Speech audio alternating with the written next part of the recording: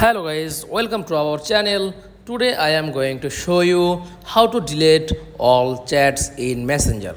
Okay, so let's get started. Then first of all click on Messenger. Okay, then choose on someone.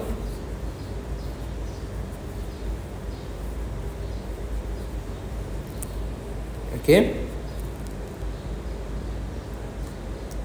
then all messages, then back, click on this person, then tap on delete.